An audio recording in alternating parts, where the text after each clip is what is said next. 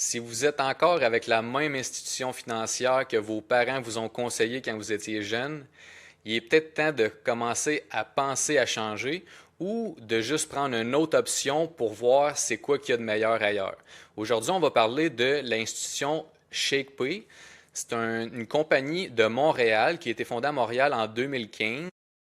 C'est canadien, puis ils sont rendus une banque canadienne, mais c'est la seule qui offre des bitcoins. Fait que là, vraiment, on a le meilleur des deux mondes. On a une banque digitale qui offre 3,5% d'intérêt sur votre compte chèque, payé en bitcoin par semaine. Il y a 1,5 million d'utilisateurs déjà qui utilisent ShakePay depuis 2015. Il y a 1,5% de cashback en bitcoin sur votre carte de crédit. Vous pouvez avoir du USD, pouvez avoir des achats récurrents avec 0% de frais pour les achats de Bitcoin. Puis aussi, vous pouvez payer toutes vos factures hydro, vos assurances, etc. directement sur ShakePay. Puis moi, qu'est-ce que j'aime vraiment de ShakePay, c'est que quand vos amis ils ont cette application-là, qui est littéralement une banque comme BMO, CIBC ou même Desjardins, c'est que vous pouvez faire des virements Interac normales, mais si votre ami est sur ShakePay aussi, c'est des envois d'argent instantanés sans question de sécurité. Bang, bang, direct dans le compte de banque, soit en Bitcoin, soit en dollars canadiens, même sûrement en USD. Fait que vraiment, je trouve ça cool comme application. Puis, il offre beaucoup de Bitcoin comme en cadeau. Si vous déposez aussi votre paye sur ShakePay, ils vous donnent aussi ils peuvent aussi, en shakeant votre téléphone, ils vous donnent des Satoshi, qui est des fractions de Bitcoin. Fait que vraiment, vous pouvez devenir votre propre banque plus en Bitcoin, mais aussi avec cette plateforme-là, c'est qu'il vous offre toutes les options de recevoir des Bitcoins, d'envoyer des Bitcoins. Il y a le réseau Lightning qui est intégré sur ShakePay, puis vous pouvez envoyer vos Bitcoins dans votre Cold Wallet si vous voulez à partir de ShakePay. Vraiment, une application que moi et JF, on utilise depuis longtemps. Puis, ils ont fait leurs preuves. Moi, qu'est-ce que j'ai trouvé aussi vraiment cool, c'est leur clavardage en direct avec leur service à la clientèle. S'il y a quelque chose qui ne va pas, vous avez des questions, ils sont tout le temps là. Vraiment une application géniale. Comme on dit tout le temps, avec Bitcoin, c'est eux qui font la porte entre devenir votre propre banque ou non. Ils vous offrent les deux. Fait que ShakePay, c'est la première banque canadienne à offrir cette liberté financière qui vraiment est extraordinaire quand que tu vois toutes les autres banques qui sont même pas dans le Bitcoin encore. Fait que, puis l'autre affaire que je veux parler que JF va apporter, c'est que cette semaine, ils sont en train de dérouler leur nouvelle feature qui est l'emprunt en Bitcoin. Puis JF, il va vous en parler en détail dans les moments qui suivent. Je laisse JF parler de ça. Yes, merci Jimmy. Et juste pour parler, il y a plusieurs plateformes au Canada. Tu peux acheter du Bitcoin, tu peux l'acheter sur Wealthsimple ou Bitcoin Well, Bull Bitcoin. Je dirais que ShakePay, c'est celle qui se rapproche pour commencer, du moins. Ils ont chacun leur avantage, mais pour commencer, pour des néophytes, c'est ce qui se rapproche vraiment le plus à ton application BMO ou peu importe sur ton téléphone. Fait que ShakePay est vraiment intéressante pour ça. Effectivement, cette semaine, c'est la première canadienne à avoir lancé des prêts adossés au Bitcoin. Puis, c'était déjà disponible avec d'autres plateformes. Au Québec, tu n'avais pas accès à l'Eden, mais l'Eden fait ça depuis 2018, si je ne me trompe pas. Ils étaient basés à Toronto. Là, ils ont déménagé, mais ils font encore des prêts au Canada, mais au Québec, ils sont pas, ils permettent pas les prêts. Sinon, il y a du DeFi comme DBFi, exemple, que eux vont vraiment juste mettre en contact des prêteurs et des emprunteurs, puis ils font l'intermédiaire. On pourra en parler plus en détail. En fait, c'est une des choses que je fais avec Bitcoin PME, mon entreprise. J'aide les dirigeants d'entreprise à devenir leur propre banque, commencer à ajouter du Bitcoin sur leur trésorerie. Donc, c'est vraiment la première étape de devenir ta propre banque. Et puis, quand le Bitcoin, au cours des années, prend de la valeur, ben là, tu peux utiliser ce Bitcoin-là pour te faire un prêt pour pouvoir faire grandir ton entreprise à ce moment-là ou faire des investissements importants comme tu veux, dans le fond. Mais l'idée, c'est de get off zero, c'est de partir puis de mettre un petit montant dans Bitcoin puis de le grandir. Mais si on revient au prêt, en fait, ce que je trouve super intéressant avec ShakePay, c'est qu'il commence à 100 dollars. Donc, c'est c'est rien, là. Ça veut dire que tu as besoin de 200 dollars. Je suppose, je connais pas exactement tous les détails, là. Ça vient d'être lancé.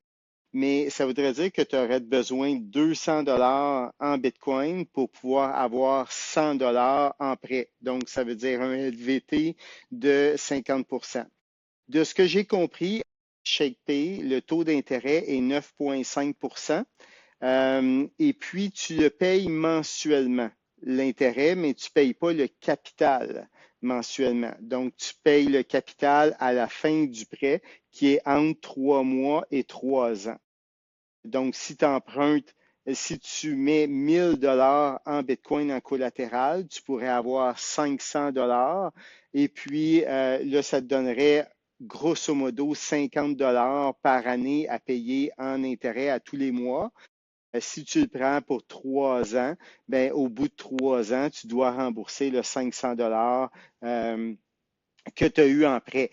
Mais comme on sait, dans un terme de 3 ans, il y a des risques, puis je vais en parler juste après, mais dans un time frame de 3 ans, ben Bitcoin, généralement, il va avoir pris de la valeur, puis à ce moment-là, ton prêt t'a pratiquement rien coûté. Premièrement, taux d'intérêt, 9,5 il y a des gens qui vont trouver ça haut. Il faut comprendre que c'est nouveau. Et puis, vu que c'est nouveau, puis qu'il y a de la demande par les Bitcoiners d'avoir ça, et ceux qui prêtent demandent plus d'intérêt. Donc, c'est un offre et demande. Quand il va y avoir plus de prêteurs qui vont vouloir donner puis faire des prêts adossés à Bitcoin, bien, les taux d'intérêt vont descendre. Puis en théorie, ça devrait être plus bas qu'une hypothèque. Ça, c'est la théorie. En pratique, je ne sais pas à quelle vitesse ça va arriver, mais l'idée, c'est que Bitcoin est un collatéral pristine. Ce qu'il faut comprendre, c'est que je refais ma supposition, j'ai 1000 dollars en Bitcoin, j'emprunte 500 dollars. Donc, j'ai un LVT, mon prêt par rapport à ma garantie est de 50%. Si Bitcoin baisse de prix, jusqu'à temps que j'arrive à, exemple, 70 ou 75 là, je vais recevoir des courriels probablement qui vont me dire, ben, ajoute du Bitcoin pour remonter ton LVT, ton loan to value, 50 environ. Mais quand il arrive à une certaine limite, exemple 85-90 mais à ce moment-là, le Bitcoin qui est chez ShakePay, dans ce cas-ci, va être vendu pour rembourser le prêteur. Ce que ça veut dire, tout ça, c'est que le prêteur, où je voulais parler du taux d'intérêt qui va être plus bas, c'est que le prêteur, en réalité, lui, il va être payé qui t'a prêté plus les intérêts. Donc, lui, là, il perd rien. Il pourrait perdre si Bitcoin descend extrêmement vite, un risque de perte. Mais si on prend comparé à une maison, qu'ils vont te prêter 80% de la valeur de la maison, puis là, tu ne payes plus. Puis là, ben, il faut qu'ils embauchent des avocats, il faut qu'ils reprennent la maison. Puis là, la maison a peut-être été mal entretenue. Il va falloir qu'ils arrêtent avant de pouvoir finalement la vendre et récupérer le montant. Ils récupéreront même pas à ce moment-là les intérêts. T'sais. Donc, comparativement à un prêt sur Bitcoin. Du côté de l'emprunteur, c'est que ça te permet de pouvoir avoir de l'argent de ton investissement initial de Bitcoin, mais qui va être sans impôt. Donc, si je dis un exemple, j'étais pas là, mais quelqu'un aurait acheté du Bitcoin à 10 dollars, il est monté à 100 000 dollars. Là, il dit, ben, je veux m'acheter une maison, ça coûte plus cher que 100 000 à cette heure, mais mettons, OK? Je veux m'acheter une maison, je veux prendre le 100 000. Si je vends le Bitcoin, je vais être imposé comme gain en capital. Mais si je fais un prêt sur le Bitcoin, à ce moment-là, je vais pouvoir avoir l'argent. Oui, je vais avoir moins, évidemment, là, parce que si je le vends, j'ai 100%. Si je fais un prêt, je vais avoir 50, dépendant des places, mais chaque pays, c'est 50%. Donc, mais le 50%, le 50 000 dans mon exemple, il est non imposable. Puis là, ben, il me reste encore mon Bitcoin. Fait que là, si mon Bitcoin, dans 3 ans, il vaut 200 000, ben, je peux rembourser mon prêt, puis j'ai encore mon Bitcoin. Hmm. Donc, Qu'est-ce qui est cool, ouais. c'est la beauté, dans le fond, de devenir ta propre banque. Puis, une business peut le faire encore mieux. En fait, c'est ça qui est vraiment intéressant quand tu as une entreprise. Puis qu'est-ce qui est vraiment cool, en plus de tout ce que tu viens de dire, c'est la rapidité qu'on peut faire nous-mêmes un emprunt en étant à tank à gaz en train de tanker notre char. Puis d'après moi, comme Shakespeare il parlait, quelques minutes, vous avez l'argent. Imaginez-vous, là, vous n'avez pas besoin de prendre de rendez-vous à la caisse ou à la banque, pas besoin d'aller voir personne, pas besoin de manquer du travail, rien. Ça se fait sur votre téléphone chez vous, n'importe où. Vous avez accès à beaucoup de capital avec vos bitcoins.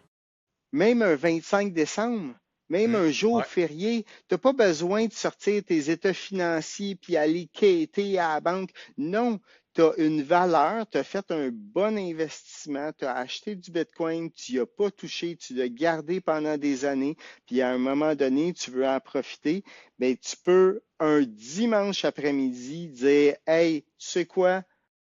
On fait whatever, je vais chercher 10 000 sur mon Bitcoin, puis ça se fait comme ça, même un jour férié, c'est quand même incroyable. Je voudrais juste dire un petit point avant que tu continues, Jimmy. Il y a un risque à ça. Comme vous savez, sur le court terme, Bitcoin est volatile. Sur le court terme, Bitcoin peut perdre 50, 60, 70, 80%. Donc, l'idée d'éviter de se faire liquider est super important. Donc, tu ne devrais jamais prendre un prêt sur plus que 10-20% de tes actifs parce qu'il faut aussi que tu considères que, admettons que tu n'es pas margin call, mais mettons que le Bitcoin il a descendu de 50%, tu avais pris 25%. Fait que tu es encore à 50% de LVT. Par contre, si tu n'en as pas d'autres Bitcoin, tu ne seras pas capable de rembourser ton prêt. Donc, c'est dépendant des business, je ne sais pas ShakePay encore, l'Eden, exemple, tu peux roll over. Ça veut dire que si tu es encore dans ta marge d'auto de 50%, puis que tu ne le payes pas, ben, il va être renouvelé automatiquement. OK. Donc, il va juste s'accumuler comme ça au fil des années. Avec ShakePay, je n'ai pas encore les détails. Mais c'est ça, c'est vraiment intéressant d'avoir ça au Canada. Personnellement, j'en ai fait des prêts, puis de pouvoir l'avoir directement par une banque canadienne, c'est vraiment plus facile et plus, euh, tu sais, tu veux jamais risquer tes bitcoins, hein? Mm, Puis vu que tu veux pas risquer tes bitcoins, de faire affaire avec des compagnies, des fois sur Internet, que tu connais pas leur background. Fait que c'est le fun que ShakePay, ça fait longtemps qu'il est là, puis qu'il nous offre cette option-là maintenant.